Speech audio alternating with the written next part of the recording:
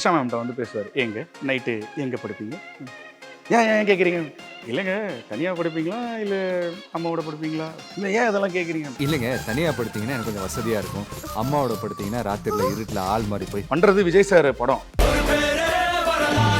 Vijay sir வந்து டான்ஸில் strong. அவரோட படத்துலேருந்து ஒரு சாங் எடுத்துட்டு நான் ஆடாம விட்டேன்னா விஜய் சார் ஃபேன் வந்து என்னை வச்சு செஞ்சுருவாங்க.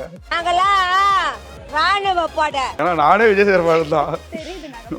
சி ஜோசப் விஜய் எனும் நான் அப்படின்னும் போது லிட்டரலாக கண்ணில் இருந்து நம்மளுக்கு தண்ணி வந்துருச்சு. சி ஜோசப் விஜய் எனும் நான் வாய்ஸ் பேசுகிறாங்க எங்கே பேச, நான் எல்லாம் சும்மா பரவாயில்ல பேசுப்பா அப்படின்னாரு. அதுவும் சொன்னேன், அது என்ன டைலாக்னா, அவங்க எப்படி தான் கரசில் கொடுத்து விருப்பாங்க, அவங்கள விடக்கூடாது சார், பூராப்பெல்லாம் அடிச்சுட்டு உருக்கி விட்ருவோம் சார் அவங்கள அப்படின்னு இது பேசுகிறவனே அண்ணா ஷாக்கு. இப்போ நாங்கள் ராதிகா மேம் வந்து ஆன் ஸ்க்ரீனில் பார்க்கும்போது காமெடியாகவும் பண்ணுறாங்க, டெரராகவும் பண்ணுறாங்க, ஜாலியாகவும் இருக்குது. பட் உங்களுக்கு ஆஃப் ஸ்க்ரீனில் இருக்கும் பிரேக் டைமில் அப்போலாம் ஜாலியாக இருப்பாங்களா, அவங்க கூட ஃபன் பண்ணிட்டு அந்த மாதிரி ஏதாச்சும் இன்சிடென்ட் நடந்திருக்கா? இல்லை ஆக்சுவலாக இப்போ 2 ஷூட்டில் தான் மேம் வந்து பார்த்துருக்கோம்.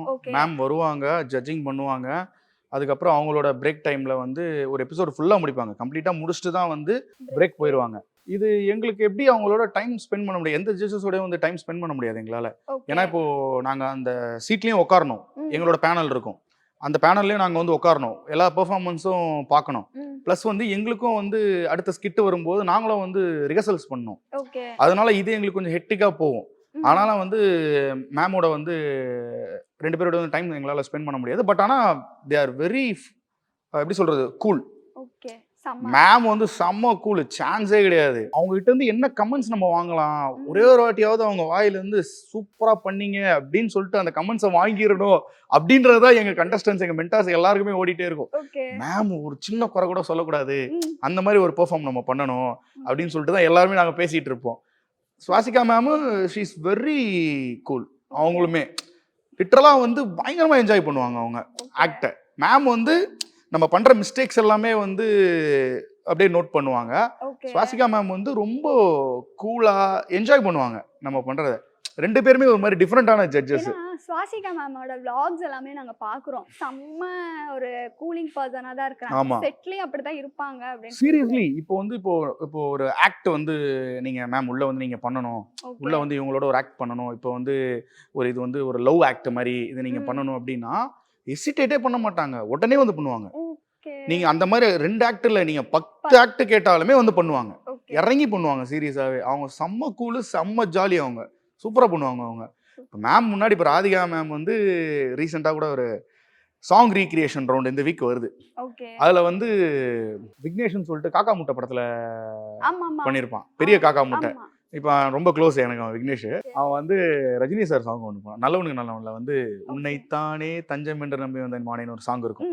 அதில் வந்து ரஜினி சாரும் ராதிகா மேமும் 2 பேரும் இருக்க மாதிரி அந்த சாங் இருக்கும். அந்த சாங் வந்து இவன் எடுத்து பண்ணிட்ட பிறகு, ஏன்னா மேமோட சாங்கை வந்து அவங்க முன்னாடி வந்து சாங் ரீக்ரியேஷனில் வந்து போட்டு காட்டுறாங்க. அப்போ வந்து டீம் வந்து கேட்டாங்க, மேம் இதை வந்து நீங்கள் விக்னேஷோட சேர்ந்து அந்த பர்ஃபார்மன்ஸ் பண்ண முடியுமா அப்படின்னு சொல்லி கேட்டவுடனே ஹெசிடேட்டே பண்ணல, உடனே எழுந்து வந்தாங்க. உடனே எழுந்து வந்து அவங்களே அந்த சாங்கை போட்டவுடனே அவங்களே கையை பிடிச்சி இப்படி ஆடி, அவனுக்கு வாயிலாம் உதறது, என்ன பண்றது தெரியல அவனுக்கு. அவர் சொல்றான், மேம் சொல்றாங்க, அவன் இப்படி கிட்ட வரான், ஐயோ ரொமான்ஸ் பண்ணலாமா, ஆக்சுவலாக அவங்க வராங்க, அவங்க சூப்பர் டைப். நான் சொல்றேன் பாருங்க, அடுத்தடுத்து அவங்க ஆக்சுவலாக வராங்க, இப்படி சுத்துறாங்க, இப்படி கிட்ட இப்படி வராங்க, அவங்க சம்திங் அந்த சாங்ல எப்படி இருக்குமோ அந்த மாதிரி வந்து பண்றாங்க. இவன் ஒரு மாதிரி பதறான், என்ன பண்றது தெரியாம, மேமே இறங்கி பண்றாங்க அப்படின்னு போது அப்புறம் மேமே சொன்னாங்க, ஐயோ அவன் பயப்படுறாங்க, அவனுக்கு என்ன பண்றான்றது அவனுக்கே தெரியல, பயப்படுறான், இவன் எமோஷனல் பண்ணலாமா, கிட்ட வரலாமா, எட்ட போலாமான்னு சொல்லிட்டு பயப்படுறாங்க அப்படின்னு சொல்லி சொன்னாங்க. அதெல்லாம் வெரி கூல் மேம், சான்ஸே கிடையாது. அதுல இன்னொன்று என்னன்னா, எல்லா ஆர்டிஸ்ட்டுமே வந்து ஒரே விஷயம் தான் சொல்லுவாங்க, நீங்கள் நடிக்க வந்துட்டீங்கன்னா எந்த ஒரு இதுவுமே நீங்கள் பார்க்கக்கூடாது, எந்த இதுவுமே பார்க்கக்கூடாது. என் வீட்டில் வந்து இப்படி சொல்லுவாங்க, என் ஒய்ஃப் திட்டுவாங்க, இல்லை இந்த மாதிரி ஹஸ்பண்ட் திட்டுவார், எங்கள் அப்பா அம்மா திட்டுவார், அந்த மாதிரி எதுவுமே கிடையாது. ஒன்ஸ் ஆக்டிங் உள்ள வந்துட்டீங்கன்னா அதுக்காக நீங்கள் டெடிகேஷனாக நீங்கள் ஒர்க் பண்ணி தான் ஆகணும். இதை வந்து அடிக்கடி சொல்லிட்டு இருக்காங்க, 2 எபிசோடாக பார்த்துட்டு இருக்கேன், அடிக்கடி சொல்லிட்டு இருக்காங்க. உண்மையிலே இந்த விஷயம்லாம் வந்து அவங்ககிட்ட வந்து கேட்குறதுன்றது ரொம்ப நல்லது. ஏன்னா இப்போது என் ஒய்ஃபுமே வந்து நல்ல அண்டர்ஸ்டாண்ட் தான், அது பிரச்சனை கிடையாது, என் ஒய்ஃப் என்னை புரிஞ்சுப்பாங்க. இப்போ நிறைய பேர் வீட்டில் வந்து அந்த மாதிரி இல்லைல்ல. இப்போ நீங்களே நடிக்க வரீங்கன்னா கூட, இப்போ உங்கள் ஒரு லவ்வரோ இல்லை ஹஸ்பண்டோ இந்த மாதிரி ஒரு சீன் வருது, ஒரு லவ் சீன் வருதுன்னா கண்டிப்பாக வந்து வேணாம் தான் சொல்லுவாங்க. ஒன்ஸ் நீங்கள் நடிக்க வந்துட்டீங்களா நடிக்கணும், அவ்வளவுதான், எதுவுமே நீங்க பார்க்க கூடாது அப்படின்ற ஒரு விஷயத்த அடிக்கடி சொல்லிக்கிட்டே இருக்காங்க. அது ஓகே. கரெக்டான ஒரு மேட்டர் அது சீரியஸ்லி. சீரியஸா அவங்க அந்த பையன் கேட்ட உடனே அது எஸ்ன்னு சொல்றது சில பேர் வந்துட்டு சொல்ல மாட்டாங்க. அது ஒரு பெரிய ஒரு மனசு வேணும் அந்த மேம்க்கு. சீரியஸா ரொம்ப ஆமா. நல்லா இருக்குது.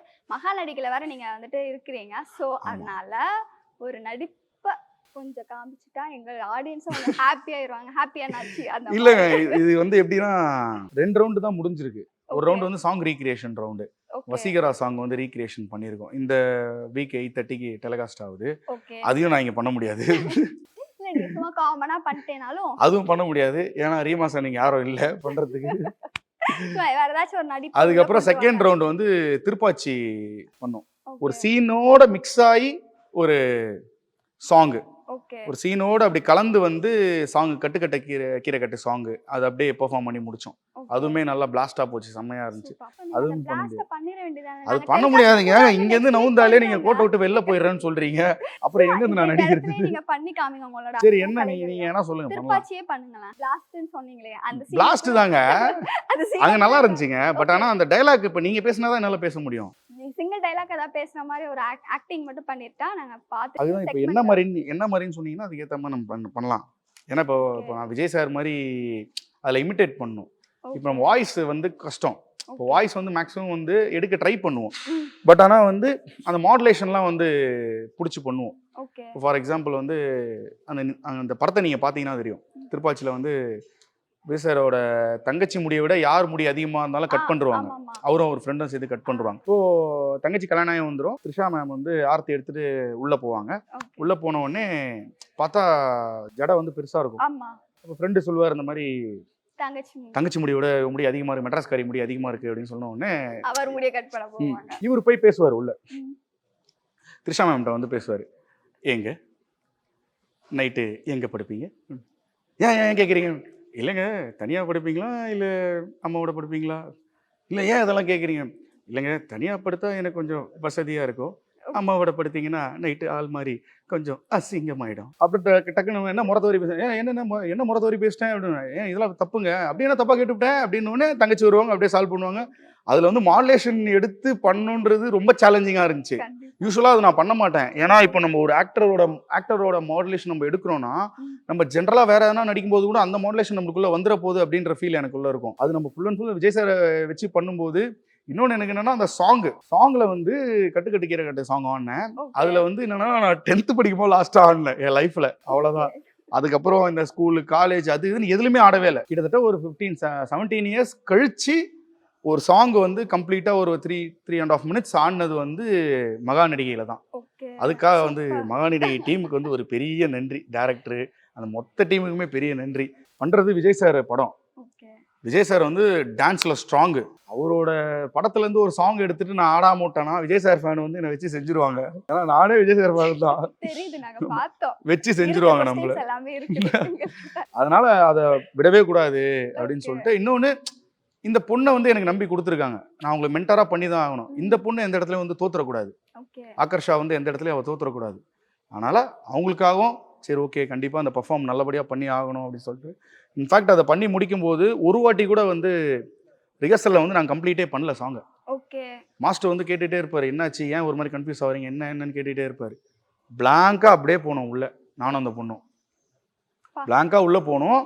ஃபர்ஸ்ட் டைமு கம்ப்ளீட்டாக ஸ்டேஜில் தான் கம்ப்ளீட் பண்ணோம் அந்த சாங்கை. அதுக்கு முன்னாடி ரிஹர்சல்லாம் வந்து லாஸ்ட் 20 செகண்ட்ஸில் விட்டுருவோம், அந்த மாதிரிலாம் இருந்துச்சு. ஆனால் ஸ்டேஜ் ஒரு வைப் ஒன்று வந்துச்சு. அங்கே இருக்கிற கண்டஸ்டன்ஸ், மென்டார்ஸு, டீம் எல்லாருமே வந்து ஒரு ஸ்டெப்புக்கும் அந்த வைப், அந்த கத்தி கலாட்டா பண்ணி அப்படி பண்ணாங்க. அது செம்ம வைப், அதில் செம்ம எனர்ஜி. நான்லாம் பாதி பாட்டிலே கேஸ் அவுட்டு. நான் என்னால் முடியல, வாயெல்லாம் திறந்து நான் ஆடிட்டு இருக்கேன், நான் பாட்டு முடியல என்னால். பட் ஆனால் கம்ப்ளீட் பண்ணிட்டேன். நல்ல அப்ளாஸ், செம்ம சவுண்டு. கிட்டத்தட்ட 19 வருஷம் கழிச்சு ஆடுறேங்க. அந்த பொண்ணும் தோத்துறக்கூடாது. இன்னொன்று விஜய் சார் பாட்டு எடுத்து ஆடுறேன், நானும் பாதியில் நின்றக்கூடாது. அவரெல்லாம் பேர் போன ஒரு டான்ஸுக்கு. அதனால சரி காப்பாற்றிக்கணும். அந்த படம் ஹிட் ஆனது, அதுல நீங்க ஒரு ஃபெயிலியர் ஆயிடுச்சுன்னா அவ்வளவுதான் இதாயிடும். எஸ் அதுதான். அந்த இதுவும் நம்ம கெடுத்துறக்கூடாதுல்ல, நம்ம கரெக்டாக பண்ணிடணும். அதுக்காக சார் நீங்க வந்துட்டு திருப்பாச்சிலாம் நடிச்சு ஒரு மகாநடிகள் நடிச்சிருக்கீங்க. அப்படி சொல்லுங்க, திருப்பாச்சி நடிச்சுலாம் சொல்லாதீங்க, மகாநடிகையில திருப்பாச்சி அந்த இது ரவுண்ட். விஜய் சாரோட பெரிய ஃபேன் அப்படின்னு இப்ப சொல்லி கேள்விப்பட்டோம். அண்ட் இன்னொரு வீடியோ வேற நாங்க பார்த்தோம் உங்களோட ப்ரொஃபைல. சாரோட இதுல வந்துட்டு வின் பண்ணும்போது நீங்க கண்ணீர் ஆமா மல்க ஆமா ஆமா வீடியோல சி போட்டது. ஜோசப் விஜய் எனும் நான் அப்படின்னும் போது லிட்டரலா கண்ணுல இருந்து நம்மளுக்கு தண்ணி வந்துருச்சு. ஸோ அந்த வீடியோ பார்த்து எவ்வளோ தூரத்துக்கு விஜய் சார் ரொம்ப பிடிக்கும் உங்களுக்கு? அது சொல்ல முடியாதுங்க. நம்மள பிடிச்சவங்களை வந்து இவ்வளவுதான் பிடிக்கும் இவ்வளவுதான் பிடிக்கும்னு சொல்ல முடியாது. ரொம்ப பிடிக்கும் அவரை. ஓகே அவர் இன்ஃபேக்ட் வந்து எவ்வளவு பெரிய இம்பாக்ட் கிரியேட் பண்ணியிருக்காரு. அவர் ரொம்ப ஈஸியா நினைச்சாங்க எல்லாரும். ஓகே பட் ஆனா இப்போ நம்ம விஜய் சார் சொல்ல சிஎம் விஜய் சார்னு சொல்லணும். வந்து சீஃப் மினிஸ்டர் விஜய் சார்னு சொல்லணும். அந்த அளவுக்கு பயங்கரமான ஒரு இன்ஸ்பிரேஷனான ஒரு பர்சனு. எல்லா விதத்துலையும் இருக்கட்டும். இப்போ எம்ஜிஆர் சாரோட ஸ்டைல் வந்து பார்த்தீங்கன்னா காமெடி, டான்ஸு, ஓகே ஒரு ஃபேமிலி ஓரியன்டு எல்லாமே பண்ணுவார். சேம் அதே பேட்டர்ன் தான் ரஜினி சார் பண்ணார். ஆக்ஷனு, காமெடி எல்லாமே பண்ணுவார். சேம் அதே பேட்டர்ன் தான் இவருமே எடுத்தார். அதனால தான் இவரை வந்து எல்லாருக்குமே பிடிச்சிருச்சு. குழந்தைங்கள்லேருந்து லேடிஸு, ஜென்ஸு, டீனேஜர்ஸு எல்லாருக்குமே வந்து பிடிச்சிருச்சு. இன்னொன்று ஒரு எலெக்ஷனில் வந்து நான் பெருசாக நினைக்கல. இந்த அளவுக்கு வருவாருலாம் நான் நினைக்கல. யாருமே இவர் வந்து ஒரு 30-40 சீட் அடிக்கணும், ஓகே இவர் போயிட்டு சட்டசபையில் உட்காரணும், இவர் பேசுறத நம்ம பார்க்கணும் இப்படின்லாம் இருந்துச்சு. பட் ஆனால் இது வந்து மேசிவ் சர்ப்ரைஸ். ஆஸ் அ ஃபேனா, ஆஸ் அ ஓட்டரா அவருக்கு நான் ஓட் போட்டேன். இது நான் வந்து ட்ரெஸ் கோடில் போய் ஓட்டு போட்டுறாரு. எங்கள் ஏரியாவில் எல்லாரும் முறைச்சாவே இல்லை. அதர் பார்ட்டிஸ் எல்லாருமே என்னை ஒரு மாதிரி பார்த்தாங்க. பட் எல்லாருமே ஃப்ரெண்ட்ஸ் தான் ஏரியாவில். ட்ரெஸ் கோடோட இந்த வாட்டி எப்பவுமே ஓட்டு போடுற நம்ம வந்து யாருக்கு ஓட்டு போடலாம் சொல்ல மாட்டோம். ஓகே ஆனால் இந்த வாட்டி மட்டும்தான் ஹிஸ்ட்ரியிலே இல்லாத மாதிரி ட்ரெஸ் கோடில் போனாங்க எல்லாருமே. ஆமா சேம் விஜய் சாரோட ட்ரெஸ் கோடில் போனாங்க எல்லாருமே. என் ஒய்ஃபே வந்து நான் ட்ரெஸ் கோடில் இருக்கேன், என் ஒய்ஃப் எனக்கு இந்த ட்ரெஸ் எடுத்து கொடுவா அப்படின்னு சொல்லிட்டு அப்போ போயிட்டு ஒரு ட்ரெஸ் கடையில் போயிட்டு நான் ஒயிட் கலர் டாப் இருக்கா அப்படின்னு சொல்லி கேட்டா. ஓகே அந்த காப்பி கலர் பாட்டமும் இருக்குமா, ஓட்டு போட போறீங்களா அப்படின்னு அவங்க கடைக்காரே சொல்றாரு. ஓட்டு போட போறீங்களாமா, சரி அது இருக்குமா ட்ரெஸ் செகண்ட் ஃப்ளோர் போங்க அப்படின்றாரு. நிறைய இடத்துல அந்த ட்ரெஸ் அந்த பேட்டர்ன் ட்ரெஸ்ஸே கிடைக்கல. நிறைய இடத்துல காலி ஆயிடுச்சு. ஏதோ ஃபர்ஸ்ட் டைம் இன் ஹிஸ்ட்ரி இந்த மாதிரிலாம் யாருக்கு ஓட்டு போட போறோன்றத மக்களே வந்து ட்ரெஸ் கோட்ல வந்து காமிச்சாங்க. அண்ட் அவர் வின் பண்ணது இது வந்து பெரிய வின். ஆக்சுவலி நீங்களுமே இப்போ இன்டர்வியூக்கு வந்துட்டு விஜய் சாரோட ஃபேன் ஆயிட்டீங்க. ஸோ அவர் கோட் சூட் போடுறாருல பிளாக் அண்ட் ஒயிட்டு. ஸோ நீங்களும் இன்டர்வியூ அந்த மாதிரி வருவீங்களோ அப்படின்னு நான் கெஸ் பண்ணியிருந்தேன். சரி விஜய் சார் ஃபேன் ஏகனவே இந்த இடத்துல வச்சு இன்டர்வியூ எடுத்துன்னு இருக்கீங்க. இதுல கோட்டு போட்டதும் என் நிலைமை எப்படி இருக்கு அப்படி யோசிச்சு பாருங்க. ஃபுல்லா வந்து வேர்வையா ஊத்தி எடுத்துரும் நம்மளுக்கு உள்ள. நீங்க வேற அவரை கூட போய் நம்ம கம்பேர் பண்றீங்களே. அவர் வேற நம்ம வேற. Okay sir. எனக்கு சஞ்சீவனா வந்து நல்லா தெரியும். சஞ்சீவனாவோட ஒரு படத்துல ஒர்க் பண்ணேன். Okay Vijay sir friend. அவரோட ஒரு படத்துல ஒர்க் பண்ணேன். அந்த படத்துல ஒர்க் பண்ணும்போது தான் ஃபர்ஸ்ட் 2 நாள் வந்து அவர் அந்த அளவுக்கு பேசல என்கிட்ட. ஓகே அதுக்கப்புறம் 3ஆவது நாள் வந்து ஒரு ஹைவேஸ்ல வந்து பிரிட்ஜு கீழே வந்து ஒரு சீன். அப்பதான் வந்து சஞ்சீவனா வந்து ஜென்ரலா என்கிட்ட பேச ஆரம்பிச்சாரு. என்ன பண்றீங்க, லைஃப்ல எப்படி போகுது அப்படின்னு. அப்போ நான் வந்து கலக்கப்போதார் சாம்பியன்ஸ் பண்ணிட்டு இருக்கேன் 4. அந்த படம் அப்படியே பேரலா பண்ணிட்டு இருக்கேன். அந்த படமும் பண்றேன், சாம்பியன்ஸும் வருது பண்ணிட்டு இருக்கேன். அப்போ வந்து கேட்டார் என்ன பண்றீங்க, நான் கலக்கப்போதார் பண்ணிட்டு இருக்கேன் அப்படின்னு. ஓ அப்படியா, சூப்பர் சூப்பர் சூப்பர். எந்த சீசன்? இந்த சீசன் போயிட்டு இருக்கு, நான் சாம்பியன்ஸ்ல பண்றேன். ஓகே ஓ அப்போ மிமிக்ரிலாம் பண்ணுவீங்களா அப்படின்னு. ஏன்னா மிமிக்ரிலாம் வராதுண்ணா அப்படின்னு. இல்ல சும்மா ஏதாவது ட்ரை பண்ணுவேன். பண்ணி பார்க்கலாம். நான் ரொம்ப ரேர் வாய்ஸஸ் தான் நான் பேசுவேன். நான் யூஸ்வலாக வந்து மிமிக்ரி பண்ண மாட்டேன். நான் ரொம்ப ரேராக தான் பேசுவேன் அப்படின்னு. சரி எந்த வாய்ஸ் பேசுவீங்கன்னு. அந்த மாதிரி முனிஷ்காந்தன வாய்ஸ் பேசுவேன் நான் அப்படின்னு. ஒரு முனிஷ்காந்த வாய்ஸ் யார் பேசி நான் கேட்டதே இல்லையே. இல்லை நான் ட்ரை பண்ணுவேன். ஆக்சுவலாக நான் இட்லிஸ்ட் படத்தில் முனிஷ்காந்த் சாரோட பண்ணேன். Okay super. இட்லிஸ்ட் படம் சரத்குமார் சார், விஜய் கனிஷ்கா அவரோட படம். விக்ரமன் சார் டைரக்டர் விக்ரமன் சாரோட சன்னு டெபுவா அந்த படம் நடிச்சாப்புல ஓகே விஜய் கனிஷ்கா. அந்த படத்தில் சரத்குமார் சாரோட வந்து நான் எஸ்ஐயா ட்ராவல் பண்ணுவேன், முனிஷ்காந்தனும் இன்ஸ்பெக்டராக ட்ராவல் பண்ணுவாப்புல. நாங்கள் ஸ்டார்டிங்லேருந்து ப்ரீ கிளைமேக்ஸ் வரைக்கும் வந்திருப்போம் அந்த படத்தில். அப்போ வந்து முனிஷ்காந்தனோட பேசி நிறைய அப்படியே ஜாலியாக பேசி பழகும்போது அவரோட டைலாக்லாம் இப்போ சரத் சார்கிட்ட போய் பேசிட்டு வெளில வருவார். இப்போ நான் போய் உள்ளே பேசணும், ரிப்போர்ட் என்னன்னு போய் நான் சொல்லணும் ஆஸ் அ போலீஸா. அப்போ அவர் உள்ளே வந்து பேசிட்டு இருப்பார். அவர் பேச பேச அவர் வாய்ஸை வந்து நான் வெளில ட்ரை பண்ணிட்டு இருந்தேன். அவர் உள்ள என்ன பேசியிருப்பாருன்னா, சார் இந்த மாதிரி வந்து அவங்க தான் சார் இந்த விஷயத்த பண்ணியிருப்பாங்க, அவங்கள விடக்கூடாது, அவங்கள அடிச்சு துவைக்கணும் சார் அப்படின்னு சொல்லிட்டு அந்த டைலாக் ஏதோ சம்திங் அந்த பேப்பர்ல இருந்துச்சு. அது பேசுவார், நான் வெளில ப்ராக்டிஸ் பண்ணிட்டு இருப்பேன். அப்போ ஒரு பிரதர் ஒருத்தர் நம்ம கோ ஆர்டிஸ்ட், அவரை கூப்பிட்டு நான் வந்து இந்த வாய்ஸ் நான் பேசுறேன் கரெக்டாக இருக்கா பாரு அப்படின்னு சொல்லி பேசும்போது அவன் என்ன சொல்லிட்டான், நான் அப்படியே இருக்குதுண்ணா அப்படின்னு சொல்லிட்டு முனிஷ்காந்த் ஒன்று சொல்லிட்டான். ஓகே அவர் என்ன சொன்னார்? முனிஷ்காந்த் அண்ணா வந்து சொல்லிட்டான், நான் உங்க வாய்ஸ் பேசிட்டு இருக்காருண்ணே அப்படின்னு. ஏன் வாய்ஸ் பேசுறான், எங்க பேசு. நான் எல்லாம் சும்மா பரவாயில்ல பேசுப்பா அப்படின்னாரு.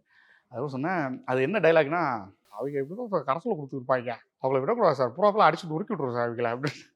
இது பேசுகிறவனே அண்ணா ஷாக்கு. இல்லைடா தம்பியா டப்பி கொடுக்கலாம் போயிடா நீ அப்படின்றாரு அவரு. ஆனால் இல்லை சும்மா அப்படியே ட்ரை தானே இது அப்படின்னு. செம்ம டைப்பு, அவருமே செம்ம டைப்பு. அவருமே கேட்டார், தப்பி விட வைக்கும் பார்த்துருக்கேன் எங்கே பார்த்தேன் அப்படின்னாரு. ஆனால் இல்லைண்ணே நான் கலக்கப்போதார் பண்ணுறேண்ணே, இல்லை தம்பியா யூடியூப்ல உள்ள எங்கேயோ பார்த்தா மாதிரி இருக்கு அப்படின்னு. இந்த கதிரோட சேர்ந்து இந்த வடச்சென்னை ஸ்பூஃபு சார்பேட்டா இந்த மாதிரி ஸ்பூஃப்லாம் பண்ணி கதிர் நல்லா இருக்காடா, நல்லா படிப்பா, அதில் அடிக்கடி பார்ப்பேன் அப்படின்னு வரும். செம்ம டைப் அவர் முனிஷ்காந்த் தானே, செம்ம ஜாலியாக பேசுவார், ஓகே செம்ம டைப்பு.